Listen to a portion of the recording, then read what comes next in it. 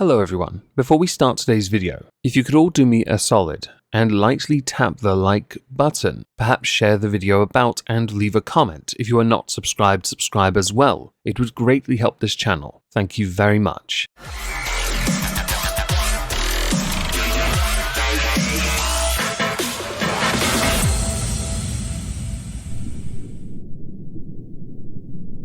Aquaba y'all. Hello everyone, welcome back to a Megon 2 Electric Boogaloo. Today I want to talk about something I saw via Count Dankula that brought back airs of nostalgia and lols. And if you go back far enough, many keks were had at the expense of this individual. Somebody who said some remarkably spicy things. Somebody who believed themselves so much, to be so much of an authority and so self-righteous, that they had many individuals under their thumb. And the one thing that separated them, the lowly oik, from that of this individual was the colour of their skin. Something which really shouldn't be much of a factor these days, but really is to a lot of people, and when I tell them it's because they're gatekeepers, they get ridiculously triggered, so I won't say it today. I am talking of the living legend, Gazi Kodzo. This individual's very flamboyant behaviour garnered them a lot of attention, along with the idea that white people owe reparations videos. These ranty vlogs usually had extremely submissive individuals on side agreeing with everything that Gazi Kodzo said. To me, Gazi Kodzo reminded me of Chris Tucker, and that's not because of colour of skin, just reminded me of the eccentric character from Rush Hour movies. I think now would be a good time to play a couple clips that are relevant to Gazi Kodzo so you can best understand why this person was such a vaunted, such a respectable, such a legend on the internet. And why you, the lovely viewer, hello, need to kneel down, hands held together, mouth wide open, and pray to Gazi Kodzo, for Gazi Kodzo's legend will live on through each of you that are willing to take what he has to give you. Aquaba y'all. So I was just chilling outside by the sun, because I can do that because I'm black.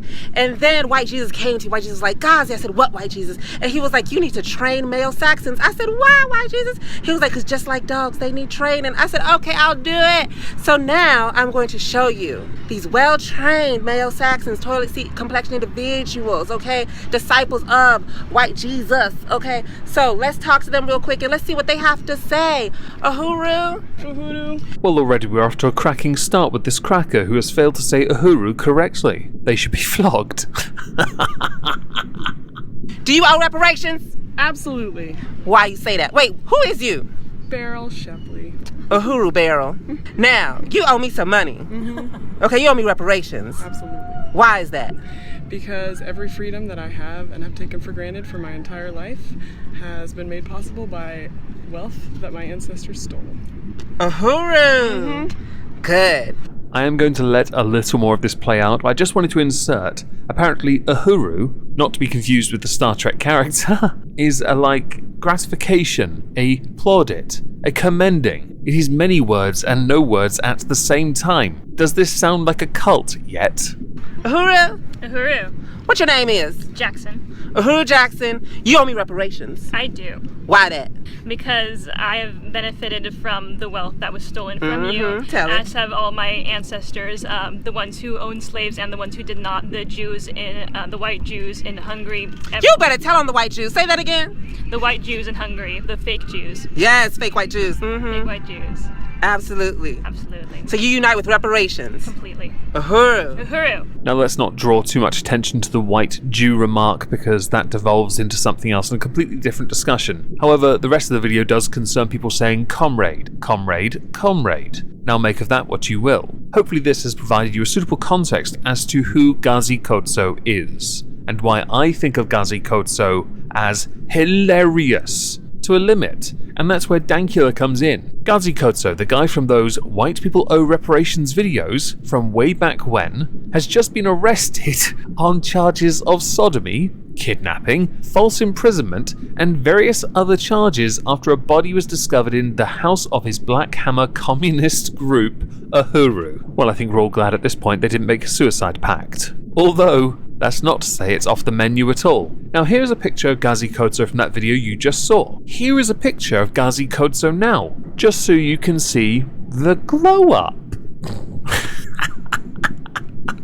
So to an article, we're going to go to Crime Online. A teen is dead and 2 men have been arrested in a bizarre incident in Georgia, shocker, involving an extremist sect that some describe as a cult. On Tuesday, a man called police in Fayetteville alleging that he had been kidnapped and was being held against his will inside a home with 10 other people. When officers responded, they observed someone who appeared to be waving for help in a garage. Police removed 9 people from the home, but 1 person remained inside, prompting a SWAT team to deploy at the scene and a 6-hour standoff to ensue. Authorities eventually entered the residence and found 18-year-old Amonte T. Amons dead from what appeared to be a self-inflicted gunshot wound to his head. It is not yet clear whether Amons was the person who called the police or not. Police arrested 36-year-old Augustus Romain and 21-year-old Xavier Rushin on multiple charges. The list included kidnapping, aggravated sodomy, aggravated assault, conspiracy to commit a felony, criminal street gang activity, and false imprisonment. Romain is reportedly a leader of an extremist organization called the Black Hammer Party. Romain is Gazi Kodzo, by the way, which describes itself as on a mission to recover land for all colonized people worldwide. The group's website claims that Amons was the group's Minister of Defense,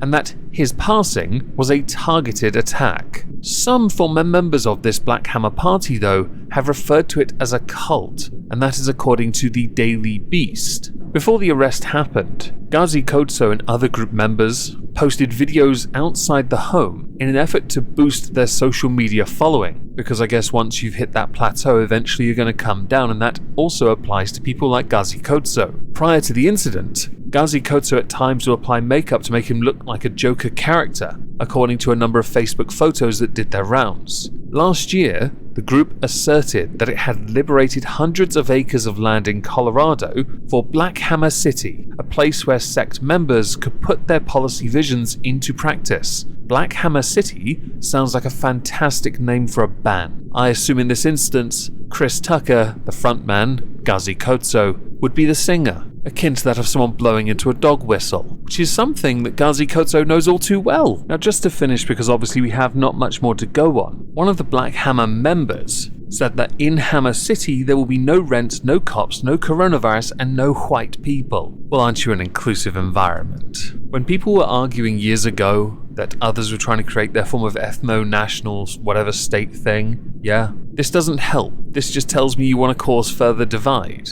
In Colorado, of all places. That intrigues me. That really does. I can't wait to see how that works out, with your flourishing group, of course. Akwabayal indeed, Uhuru, for those who want to say something clever in the comments. I highly recommend everyone just write Uhuru, and I too will reply Uhuru.